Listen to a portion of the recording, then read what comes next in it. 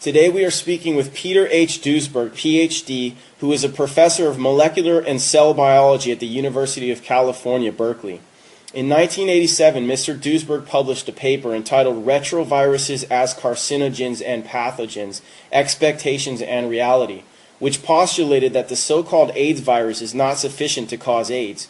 Without exaggerating, it is safe to state that this paper and subsequent papers like it would eventually polarize the entire world medical industry. How are you doing, Mr. Duesberg? It's an honor to have you on. It's a pleasure to polarize the world industry together with you, Melanie. Yeah, I hope I'm doing my part.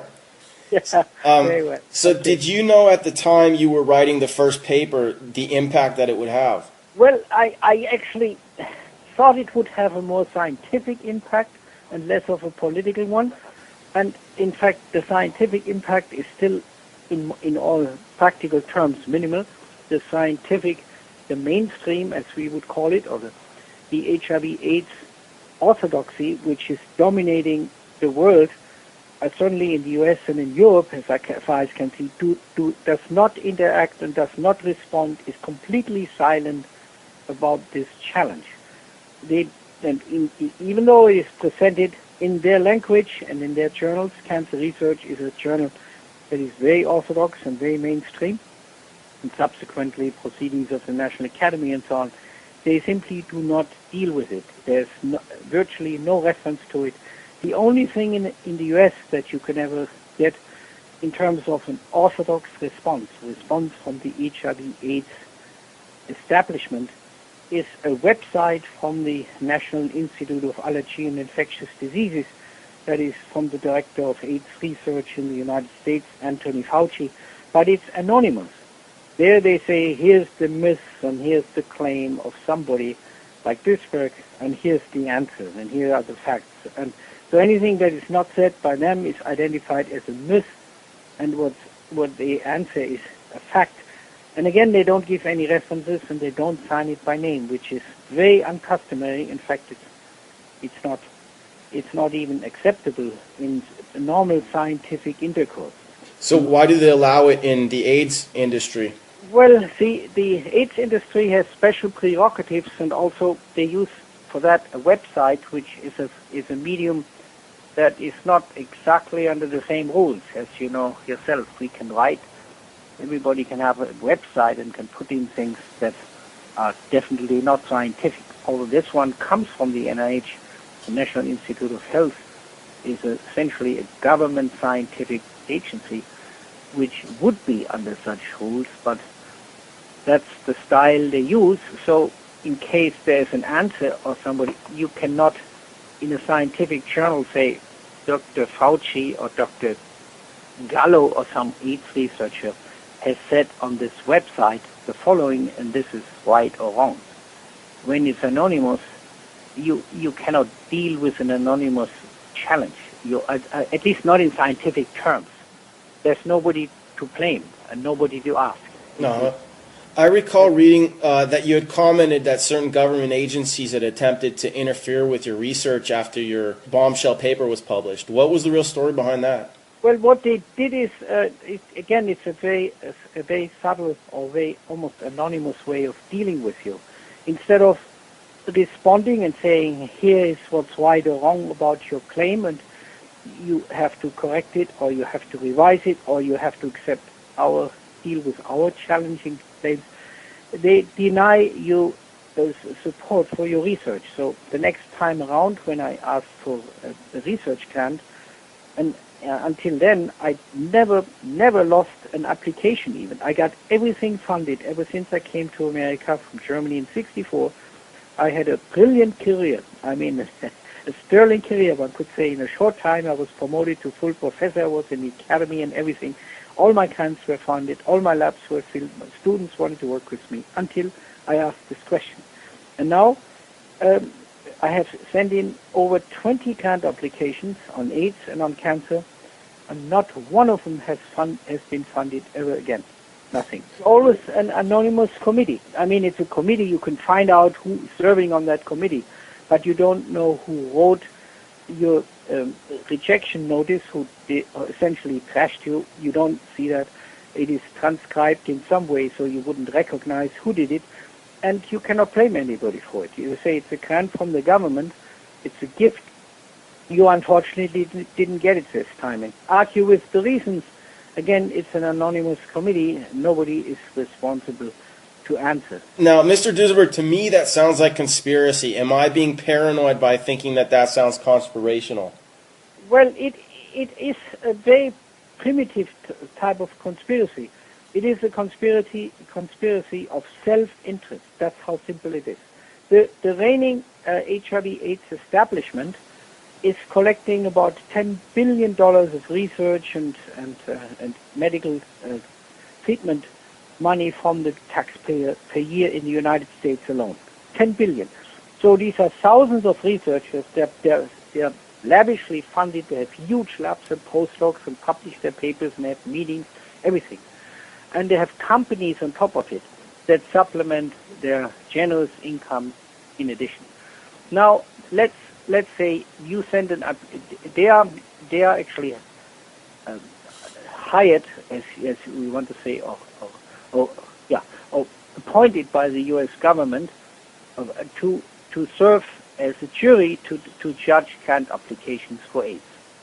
So they fund sometimes wild things that alternative medicine would help against the virus, or homeopathy would help.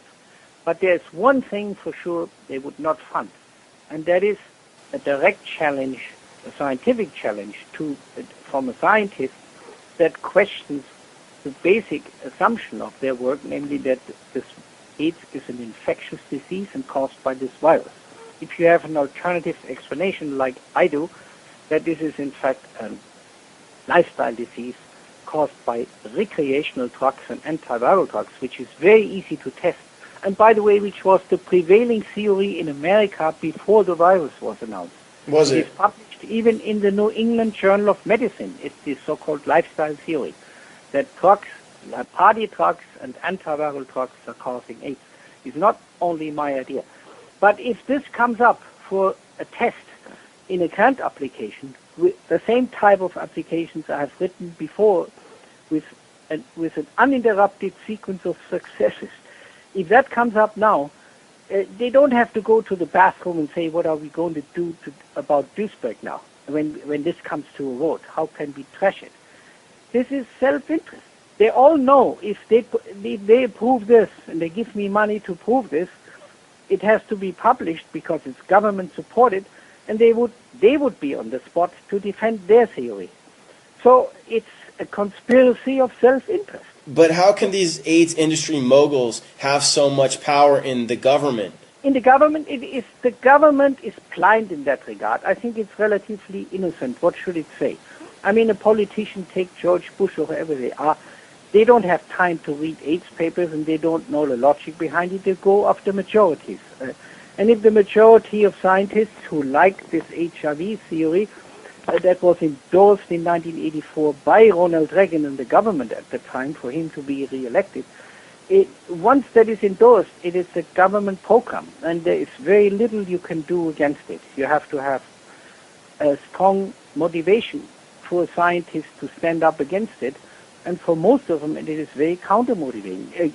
See my example. If you question it, based on the science that you have done before and based on all we know about viruses and viral diseases and how they spread and what conditions they have to meet, there is no explanation for this whole thing with HIV and AIDS. Take the most obvious example. Vaccines are the remedy or the cure or the prevention for infectious viral diseases. Ever since Edward Jenner in your country now, in England, has invented the principle of vaccination. In 1792 or 93, he came up with a vaccine against cowpox. That's why it's still called vaccine. Vacca is the word for cow. It works like a charm to this very day, 200 years later. And this whole thing cost him £60. He invented the concept, delivered the vaccine. And here we have the world's most established, most sophisticated, most affluent society that we have ever seen on this planet in the U.S. They're working on an AIDS vaccine now for 22 or 23 years for $10 billion a year and have nothing. Well, that is such a clear-cut failure. You couldn't have a better one example that something is wrong with that theory. Yeah, well, I mean, it's been 20 years since you published your first paper, right? Yeah, but for them to now stand up and say, well, maybe we got it wrong, it's impossible to say. Yeah, but dude, I don't think that they would not do that regardless. I don't think that we're dealing with the same type of people as you and I may be, you know, that we're moral and we care about other people. I think that these people seem to have some sort of agenda, obviously, in their usage of AIDS as a social control mechanism. Yeah, I mean, it's, as I said, I don't think they have even these complicated higher motives or even sinister higher motives, many of them. I think they are just, it's just great. The most simplest denominator is self-interest. Do any of them have more complicated motives? I mean, for example, I hear the name Robert Gallo mentioned a lot. He's read all your papers, right? What is his motive, do you think? Well, I mean, Gallo would be less than nobody if HIV were not the cause of AIDS. I'm saying less than nobody. If HIV is not the cause of AIDS, he would have been a scientist who failed, who came up with the wrong idea. And it wouldn't be the first example of a scientist who failed. But worse than that, thousands of people would say, wait, in the name of your hypothesis and the government accepting it, my son or my daughter, typically more likely a son and gay or whatever it is, a junkie, was treated with ACT and died from it. I want my son back, I want my money back, I'm suing you, son of a gun. That's why I'm saying he would be less than nobody. It wouldn't be just a theory that failed and a lots of time in his life and investments in scientific papers and journals and monies he got on the side and prizes he got. It wouldn't be all of this for nothing. It would also be the huge clinical and sociological and psychological consequences on thousands and thousands of people who have been told you're HIV positive, we can't have sex with you, or you cannot be in our club, or you cannot be in our home, you cannot use our toilet, you cannot travel to our country, and you don't get life insurance anymore because you're dying anyway. All these horrible messages, plus the terrible, toxic, inevitably toxic treatments, these antiviral treatments, are very, very toxic. That's all justified by this hypothesis, which has yet to be proved. So if this would come out and if it would be generally perceived as a mistake, these people would have to stand trial, essentially, for malpractice at the largest scale in the history of medicine. Yes. That leads to the question, who are these people? Now, we've mentioned Robert Gallo, and we could also probably mention other industry executives having to do with pharmaceutical companies, etc. The scientists more than anybody. The industry, they're making what sells. They are not supposed to have discovered this and not supposed to rationalize it. They are told, make us ACT, and whatever it costs, we'll pay it. So they make it.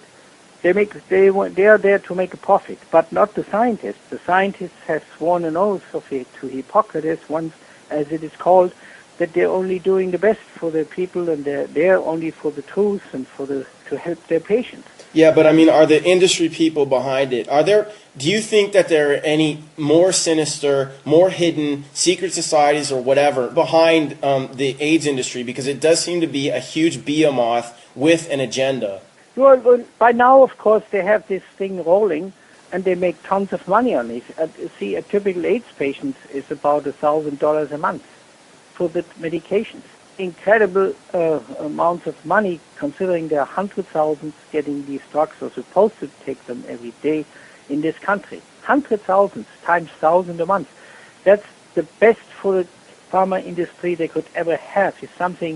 It's an indefinite prescription, and they live on it for years sometimes before they finally die from these toxicity from these drugs. So that's huge income. They of course want to defend that one. But they didn't come up with it. It came from the scientists and their ego. They had to come up with a structure or with an ideology that would justify these treatments.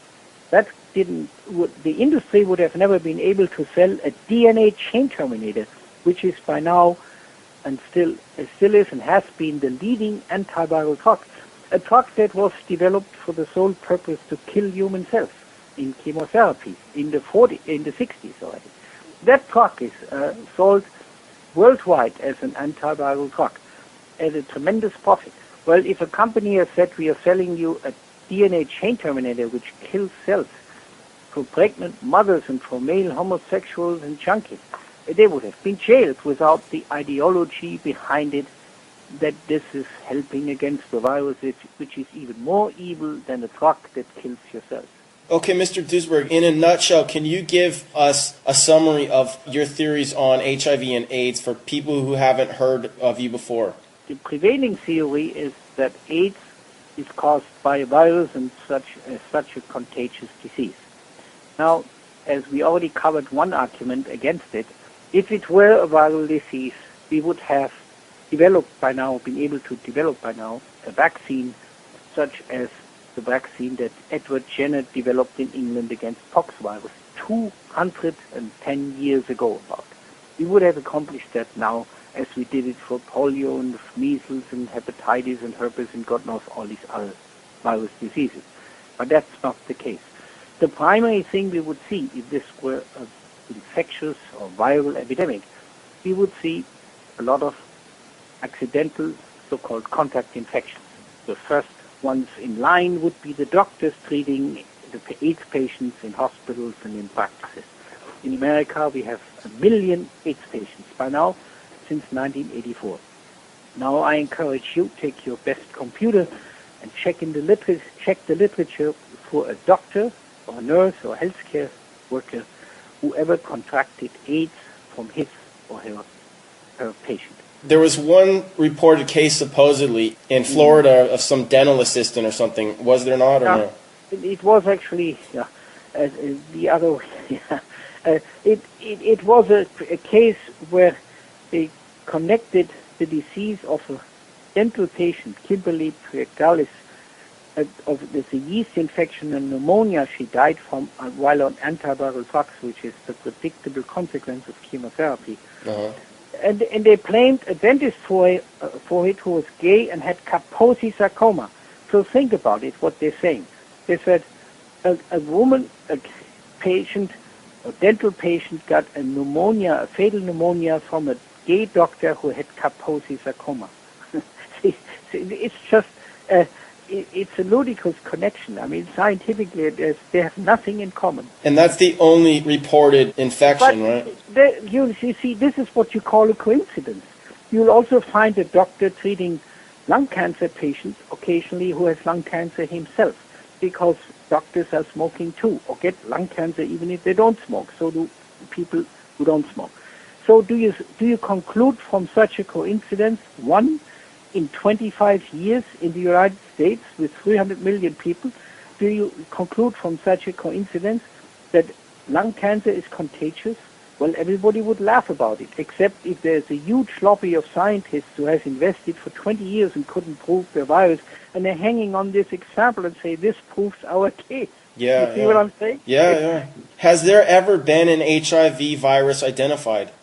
Yeah, I think so. That virus has been identified. It's one of the many so-called passenger viruses that we know about.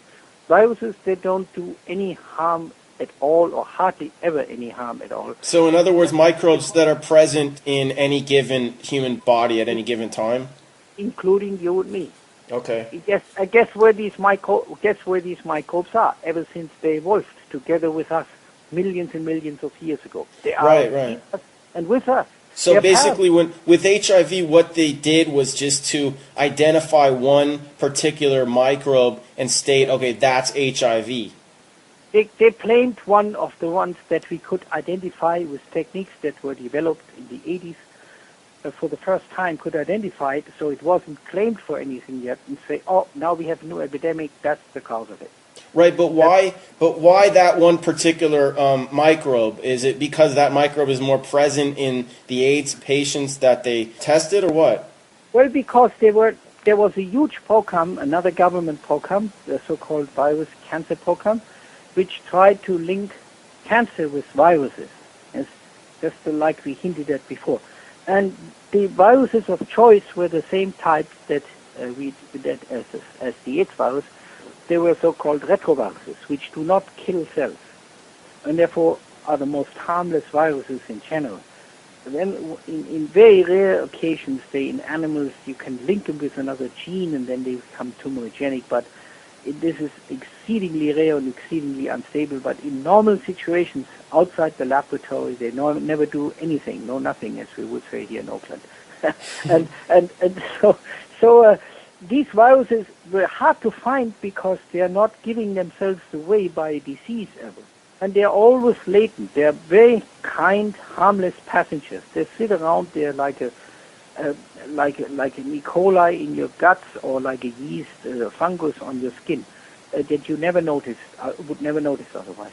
And now they have developed, because of this program, that they might cause cancer. Some of them might cause cancer. Techniques to find them even when they are latent and not doing anything. Techniques that we now call designed to find a needle in a haystack.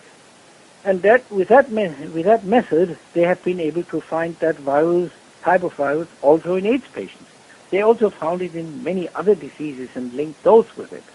They claimed that Alzheimer's had something to do with it, Parkinson had something to do with it, with these type of viruses. So basically, they claim that every single disease on the planet is AIDS. Well, not quite, but they have a long list, like 26 or 27 diseases they claim are AIDS when they find that virus. How many diseases are there that they identify? Oh, one of the most popular ones in the beginning, at least, was Kaposi sarcoma, the same cancer that this doctor in Florida had, whose patient got a lung infection or pneumonia and then died from it under treatment for the virus with these drugs.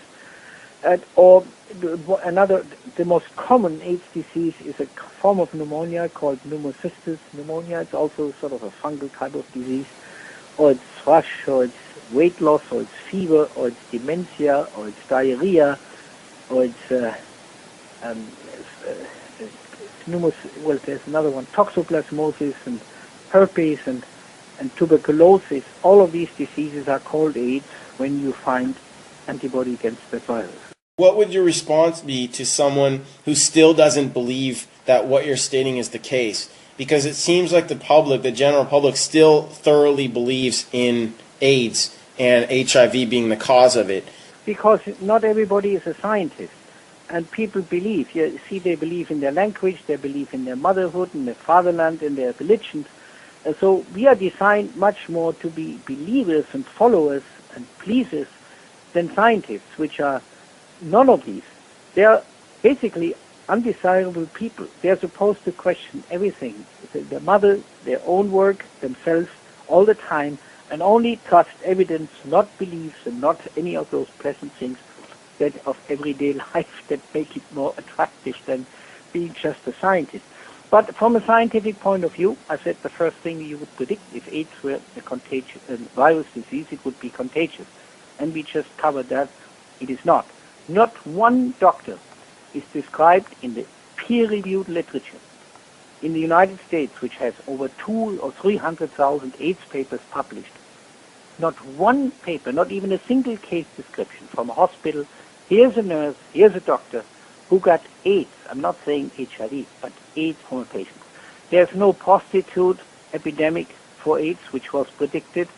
There's none of the thousands of researchers on this so-called deadliest virus that we have ever found, HIV, has ever gotten AIDS from his or her virus. No Gallo, no Wolberding, no Fauci, no David Baltimore, no Harold Varmus. None of these famous AIDS researchers ever got the AIDS disease. We have no vaccine to protect them. That would be a miracle of miracles of miracles. It is totally impossible. And so here we go. And what is it that we find in AIDS? You asked me, what could it be? I'm repeating some of the insights that the AIDS researchers had before I even thought about it, knew about it. They had found out that the common denominator in the US and Europe for AIDS patients is recreational drug, which is a euphemism for party drugs, cocaine, heroin, amphetamine, nitrite inhalants, poppers, so to speak, that are used mainly by the so-called cruising or active male homosexuals and also by heterosexuals, the so-called junkies. And that's where AIDS is and has been and still is in the US and Europe ever since. Which would certainly suggest that it is drug caused. If it were sexually caused, it would have long exploded in the general population. Sex is not the privilege or prerogative of male homosexuals, of the circuit parties, of the highly active ones. Neither is it the privilege of junkies. We have 4.5 to 5 million babies in this country per year by conventional, unprotected, heterosexual sex. Where is the AIDS epidemic in them? There's nothing there. Neither in Europe nor here. Now, were you ever threatened by any sort of government entity, FBI, CIA, or whatever? No, I was warned about this many times, and I have to say that in their favor. That has not happened. They have never told me if you threatened. It is that silent thing that is actually a bit harder to deal with. If somebody came and threatened you and you caught them and they didn't follow through, you could sue them or whatever it is.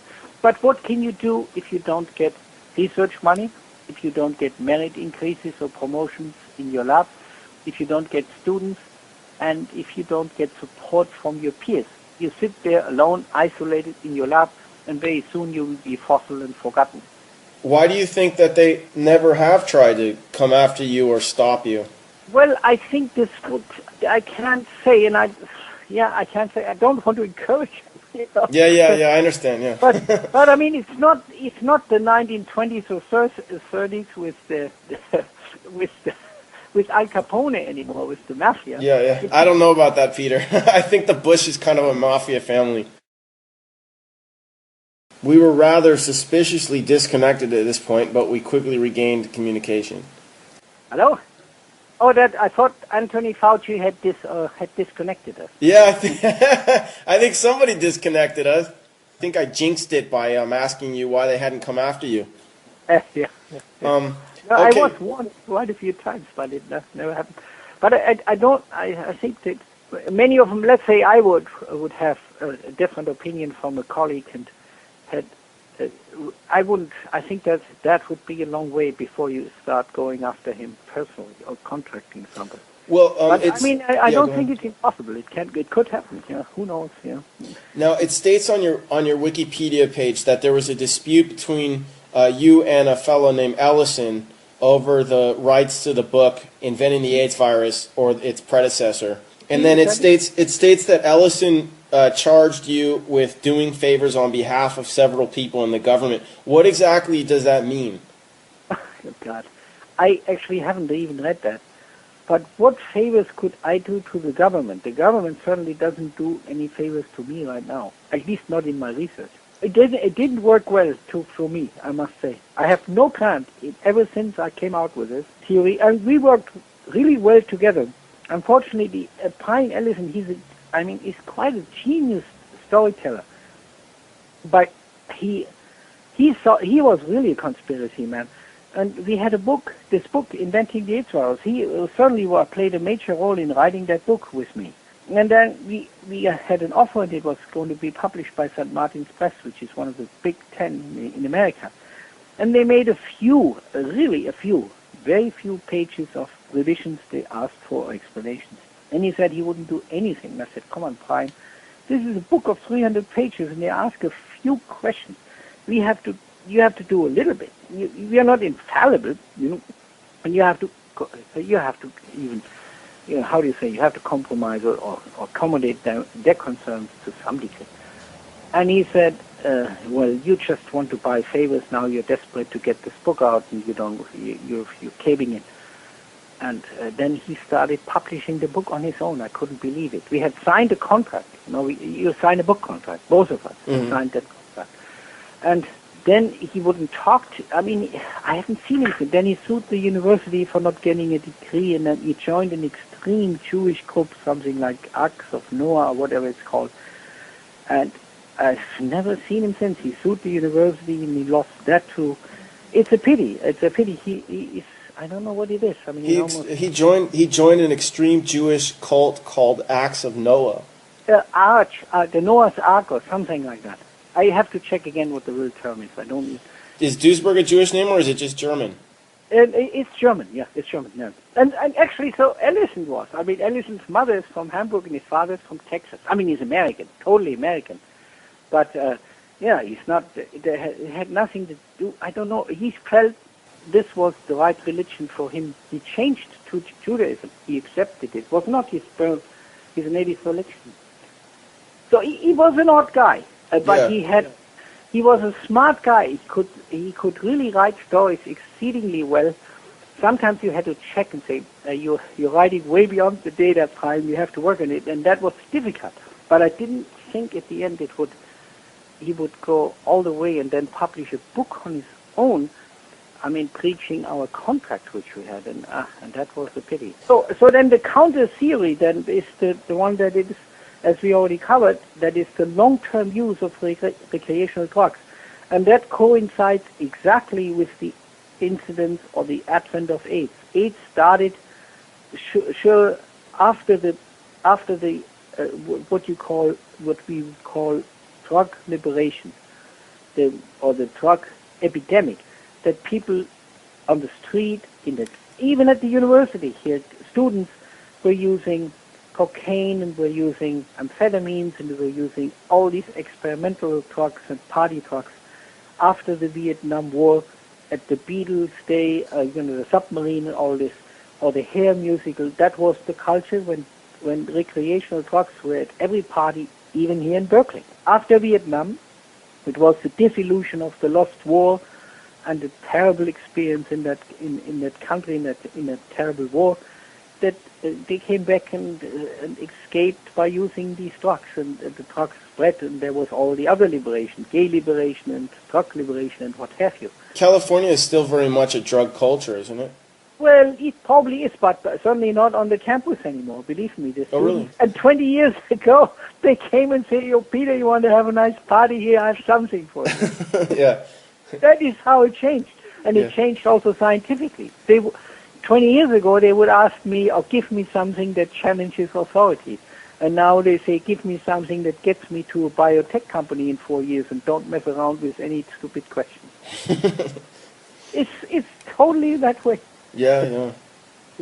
So, and see, that's not good for science. A real scientist, I told you, has to be somebody who asks uncomfortable questions. Yeah. Uncomfortable to himself or to herself or to her family or to her peers or to the university, and not immediately giving you credits and say, "Oh, what a nice question you asked." At what point did you realize that you were going up against an industry or the powers that be while or before you were writing your first paper challenging AIDS? The message certainly came in when I asked for the next research grant, and I didn't get it, and none ever since. Since 1990, since it's now 16 years, I have no research grant. My last graduate student left the lab 4 or 5 years later, because then they had finished their PhD, and I had some leftover money to pay them. And since then, I'm essentially living on private donations and basically on charity. It's a harder life in a very small lab, and by collaborations with Germany. In Germany, actually, I collaborate there. It's more liberal there than here, because here it's all centralized and comes from Washington, and then easily controlled by these committees of mainstream scientists. In Germany, it's ever since World War II, it's decentralized, and the states give out money for research. So you see some competition between states occasionally, and some of them may say, "Okay, we'll give another guy a chance. Maybe they're right." This kind of thing. Whereas in science, we have actually a communism that we would despise in economy. We have a centralized communism that is unbelievable. It's all decided in Bethesda. What is the right science and who gets money? Oh, really? It's entirely centralized. I mean, it wasn't better centralized in Berlin or in Moscow in the good old days than it is in America in science. It's unbelievable, and people don't know it. It's not discussed or not criticized. That this is the worst for progress. In economy, everybody believes we should have competing ideas and models and companies to get the best for the consumer and the best for us. And certainly they assume that's happening in science, and little do they know. They are shortchanged entirely by this system. Has science and the medical industry, to a certain extent, kind of frozen since AIDS began because of AIDS? Yeah, of course, yeah. Yeah, I mean, that they have no choice and alternative. That's not accepted at conferences, not accepted by journals, and not accepted, of course, in the end by companies who have an interest in in producing products for the prevailing view. It doesn't sell to produce a product that is advertised by a minority group. Have you had any interaction at all with Glaxo? Actually, none. I was once at a court proceeding as a witness, and that was all I had. Yeah, that was the. Do you mind telling us what that court proceeding was about? That court case? It was about an ACT prescription for somebody who was actually not sick, and they argued that this had toxic consequences and negative consequences. And there were 6 lawyers from them against 1 from the other side. Did they win, or did it No, lose? It didn't. Well, it didn't lose. I think it was then stopped or something like that. They argued that it is, how do you say, they settled or whatever it is, something like that. Yeah. Want to have a public trial. I had heard that you were working on something new that wasn't at all AIDS-related, having to do with molecular biology or something like that. Cancer, yeah, cancer research. Yeah. Oh, cancer research. What are your current studies, your research? In cancer? Yes. Well, I'm studying what is causing cancer. Is it caused? And my specific theory that I'm testing right now is that it's chromosomal changes, that the number of chromosomes changes in some cells, and that is the cause of cancer. Not mutations, which is the more popular view. That's the leading view right now, that is gene mutations. And what causes the chromosomal changes? Carcinogens are a primary cause of these chromosomal changes. That's what they do. X-rays, they break chromosomes. The atomic bombs break chromosomes. Also, tar and polycyclic hydrocarbons, which are in cigarette smoke, they upset the segregation of chromosomes in so-called mitosis when cells divide. They divide unevenly. It's missegregation that happens, and then you get aneuploid cells, as it's called, where the chromosome number is wrong, and these cells either die or, in rare occasions, there are combinations of chromosomes that now make it a different species, a different cell with very different properties, and that's what cancer is all about. Okay, and what can one do to prevent it? To prevent it, well, that's the next step. First, you have to prove it that the mechanism of the theory is right. And we are coming a long way to doing that. Now, prevention, it is very difficult to prevent anything with your chromosome and your gene. But 2 things can be said. One, we already hinted at. Carcinogens are in the cigarette smoke, and that's nothing new. That is good for either theory. If you don't smoke, you reduce the risk. But we could also now test substances like medications and food for their ability to change chromosomes rather than to mutate genes. And that would come a long way in cancer prevention. The most important yet, clinically relevant, is you could diagnose these chromosomal changes long before there is a cancer, a real cancer, long before. Oh, right. So, and that is relatively easy to do, relatively easy. Nothing is totally easy, but easy enough to do. And that could really, it would be I would call the Achilles heel of cancer. There's the one and only one. You can see it before the cancer is there. You can see its footprint changing these chromosomes. So take, for example, a pap smear checking for cervical cancer. You can look in it. Are there any changes in chromosomes? Same with your prostate. Do you have a prostate problem? Is it a cancer coming, or is it a hypertrophy or hyperplasia, an overgrowth? You look at the chromosomes and see it. And the same with if you have a polyp in your colon, you could look, is it a cancer that's coming there, or is it a polyp, which is a relatively harmless thing that can be easily removed and forgotten, or is it a cancer which is a less harmless, as you know, is a malignancy and typically fatal?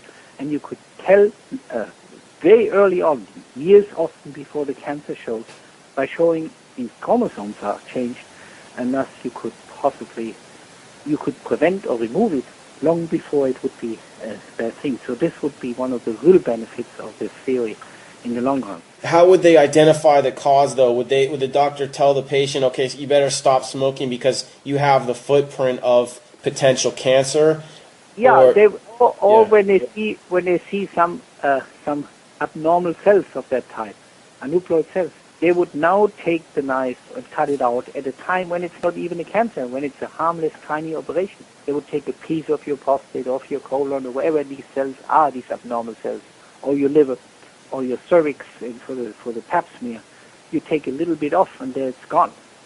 And the chromosomal aberrations would be identified how? By physical inspection? The same technique that is used, almost the same technique, it's already used for pap smears. Oh, I see, okay.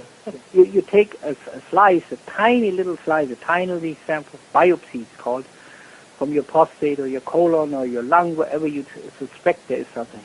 Put it on a microscope slide, and then you see the cells from there. And then you can tell either from the shape of the cell, or better yet, you can even look at the chromosomes. Okay. You can analyze the chromosomes and see is the number right or is it wrong. Do you see the AIDS industry as being just as strong now in 2007 as it was in, say, 1995? Or do you think that its power has waned to a certain extent? I see, at least in terms of public awareness, that people are less faithful and are beginning to ask more questions. And they are also not as, they have intuitively accepted that it's really not contagious, even without a vaccine, that nobody gets it. It's not the sex, but it's the drugs that does it. That's what people intuitively know, I think. So the faith in the dogma that this is a wild virus that can catch you anytime, I think is worn out. And what is the AIDS industry reaction to this newfound intuitive awareness? They keep hyping it up here and then, but and coming up with new diseases and new scare techniques here and there. But I think they or advertise or publish and have conferences, or they suppress any alternative opinions like mine even more effectively. They don't let you publish anything and don't give you any research money for another field like cancer. I don't get anything because of this. What about the current AIDS drugs? Are they still based on AZT? Are they more or less AZT is still harmful? part of it. It's a lower amount, but they mix it with other combinations as well. You can read about it in the Harper's Magazine. There's a great article about it last year. Excellent article. It's a very established magazine. That wouldn't have happened a couple of years ago. That the most established American magazine, Harper's Magazine, is about 200 years old, wrote a long article about the questions about the virus AIDS hypothesis and that the antiviral drugs are doing a lot of harm. Oh, really? Oh, yeah. You don't know it? If you send me an email, I can send it to you. Okay. And so, what are the current AIDS drugs that they're prescribing? They're not prescribing AZT proper, right? You're stating that they do. Oh, they do.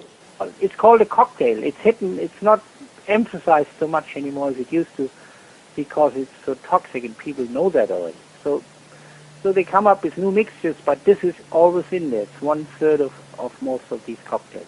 So a cocktail is potentially even more harmful than original AZT. Well, it's in the same ballpark. I mean, these are all poisons designed to kill growing cells. Either DNA, that is the chromosomal cells, the chromosomes are changed, or DNA synthesis inhibited, or alternatively, they inhibit protein synthesis, or proteolysis, what it's called. And so these are all interferences with basic functions in life that are essentially fatal. Yeah, I mean, if they inhibit protein synthesis, then that would explain the muscular or apparent bone skeletal atrophy or whatever that you see in people who are obviously taking AIDS drugs. You're totally right, yeah, that's what it does, yeah. Okay. In the future, what do you think is going to happen? Is the bubble finally going to burst, or is AIDS going to fade away? I mean, see, since the money or the profit motive both for scientists and for companies is so much in favor of this, it might go on for a long time. It took Galileo 400 years before he was accepted by the Pope. Radio TurnSpeak. Thank you for joining us in our quest for the truth.